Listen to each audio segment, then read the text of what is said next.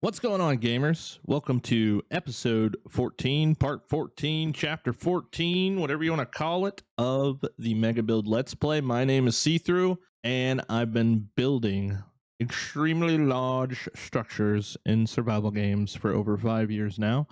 It is what I do, and today we're not going to actually be building a whole lot. I'm going to be answering a lot of you guys' questions about the build, about how I farm, the amount of stems that I farm, and also the game plan for the future of this build and my content in general. So let's go ahead and get into it. Be sure to hit the like button and consider subscribing if you're into building at all in survival games, because this is going to be the spot. I'm that guy, pal. All right, so in yesterday's video, we finished up the gate. I love the front gate. It's looking pretty sick. Love the idea and the design that we came up with in order to get those like spikes going on the bottom. They look pretty neat. But last night on last night's stream, I pretty much had gathered like 700 stems, laid them out right here, and we started to construct this kind of the base of what will be eventually the keep of the castle.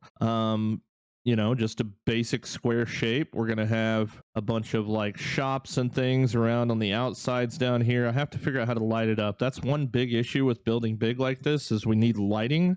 But the problem with the lighting is the lighting lags. 10 torches will make you lose FPS, let alone the amount it's going to take to light this thing up. So we'll just have to conquer that when we get to it. But more or less, so we're going to be having like all these little like peasant shops and things around here, where essentially the village that comes after this build will be able to supply the kingdom with their goods, etc. I do like to build storylines along with all of my builds, but more or less, I've just got my like temporary little storage setup right here in the middle. But what's going to happen here is these walls that you can see alongside the gate, these are the ones that connect to the towers. First off, I also we have these like balconies over here on the right side, which we don't really get like the best sunlight right here either, which is kind of annoying. There we go. Maybe that's the best. I don't know. But yeah, we've got these balconies over here, and I still need to put them on this tower here as well. So we'll be doing that at some point.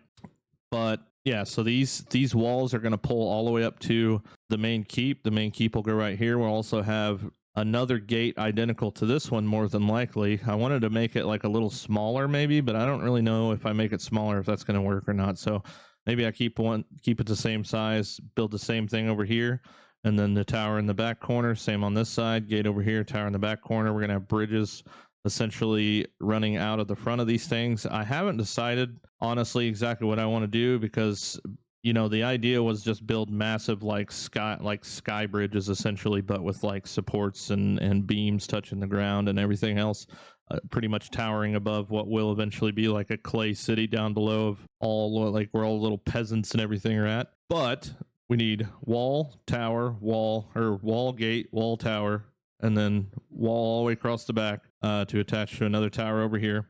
We're going to be trying to invent ways to create like siege equipment, trebuchets, battering rams, ballistas, catapults, all that kind of stuff, just to kind of put around the base as well. So once this is all done, we're going to have these courtyards, right? We're going to have a courtyard here, empty courtyard there. We are going to have, essentially like another small courtyard here. And it's going to pretty much look like a big tic-tac-toe board, right? We're going to have all these little separate courtyards, and they're all going to be, they're all going to have like their own little use or whatever. So that is pretty much the full-blown plan of this area for now. The keep, I would like to keep to tower over the front gate so that you could see it kind of from the front, king in the castle type stuff. But let's go ahead and get into, let me show you guys my stick route for those of you that have been curious about the route that I travel. So what I will do is, honestly, the only reference point I'm going to give you is the porch, and I'm going to take you on my exact route of where I farm stems at. It's going to look different for me than it does for you, because you probably have grass all around, but you should be able to use this as kind of an idea of where to be able to get about 700 sticks per spawn. And I've ran this route probably 100 times now, but more or less what we're going to do, first off, enable my game volume. So we are on the porch. Probably the majority of you guys know that, the porch in front of the hot dog stand. So right off the back, and there might be a chance that these stems aren't here right now because I did just get done farming a lot of them, but more or less I'm going to take you on the route because the bottoms, I leave all the bottoms on everything. So so the very first spot, hold on. All right, sorry about that, dang spider. So pretty much off the back side of this porch, there's two little spots that I hit over here. There's actually two heavy stems right here, and there's a couple, three, I believe. There's one and two and one more like right here.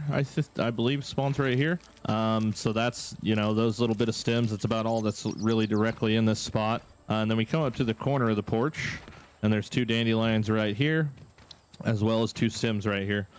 There's also another three dandelions right on the front of the porch there, and then on the farthest corner, there's another 4 dandelions. So dandelions really aren't the best optimal option, obviously, because you only get 6 stems per dandelion. You'd definitely much rather have that. But more or less, we're just going to run out catty corner from here and jump up this little area, and you're going to find this log, which is going to have 3 scorpions underneath of it. 1 medium-sized one and 2 small ones. I try to evade them as much as I can just because I'm, you know, don't like fighting them every time.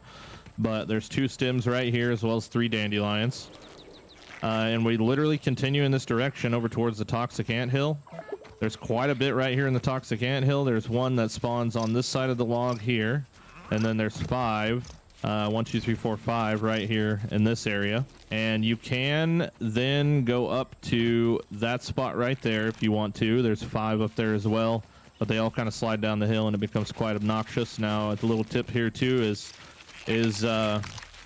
when you cut these stems here, some of them will fall in that stinky water, and you have to hold your E button to enable gather mode in order to get them out of that pool of water, because otherwise they don't come out. Also, just a little bit more up this hill past the toxic anthill here is 2 dandelions, and you run a little bit further, and then there's 5 additional stems just right here. Boom, boom, boom, boom, boom. I am working on making a map with these map markers everywhere. I had a bunch more, but I disabled them all because I was unaware if they were working or not, or like if they were blocking my stem spawns, because we've been, you know, continuously trying to find out why sometimes the stems take forever to respawn. Workarounds for that, but honestly haven't really found anything solid to continue to keep up with it. All right, so we're gonna head back kind of towards the porch here. Oh, great. We got the super jump bug. I also have a snail that is like rubber banding through the floor. There's going to be 1 dandelion right here, pretty much right in front of the porch. Nothing too crazy. This is more of like if you're trying to absolutely get everything. A big spot. This is a pretty big spot. You can get about 4 pallets of stems off of this with the 2 dandelions there and the 4 stems right there directly in front of the porch. There's a quarter right here too, a couple quarters. I'm assuming we're going to get to farm these at some point. So keep in mind kind of in the back of your head where those things are located at. I want to start marking all those quarters too, because I just have a feeling that they're going to be a lootable resource sometime in the future. Up here on the hot cha-chas, there are 3 dandelion stems, 1, 2, 3. And when you grab these 3, you can run back here too and grab this guy here. So there's like kind of a total of 4 in this one little spot. And then from here, I tend to let's take a second to get our go straight down to this leaf, and there will actually be quite a bit here. And this spot is pretty awesome because you actually only see 5 stems, but these thicker stem bases actually contain two separate stem plants. So you're pretty much getting 7 stem plants, which you know equates to like 3 or 4 pallets at least, which is super nice. And then after that, there's 2 more dandelions directly right here, which is really awesome. And if you come over here and pretty much follow the line of the porch, you'll find quite a bit as well. There's 2 at this spot, 1 right there, and another 2 right here.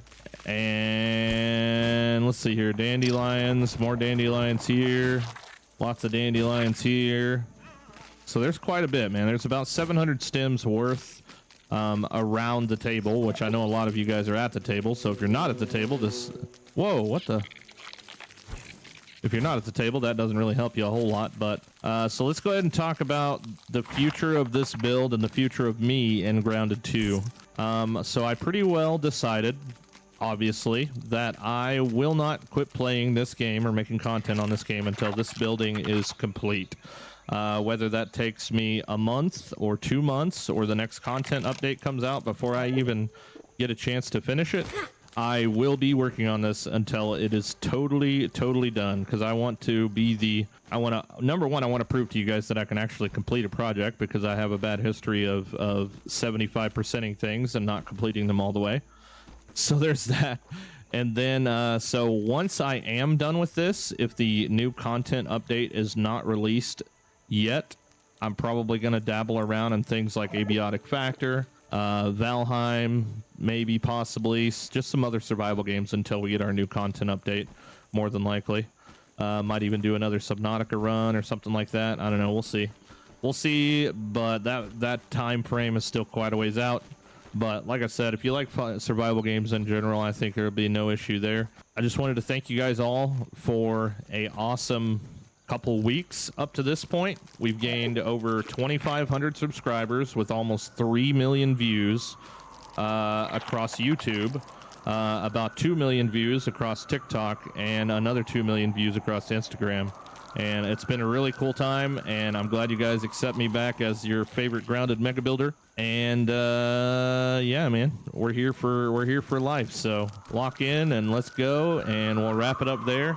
If you guys have any questions for me at all, period, about my life, about content creation, about building, about anything at all, I have to run because the popo coming for me apparently. But anything at all, you guys let me know down in the comments. I reply to every single comment, unless you're an idiot, and then I'll just ban you, because there's a lot of them that came with this game launch for some reason. Never had that issue in Grounded 1, but there've been a lot of really weird humans. At least I think they're humans. I mean, that could be aliens. That could be why it's so weird. Anyway, you guys take it easy, man. Have a great day, and I'll see you next time. Pieces.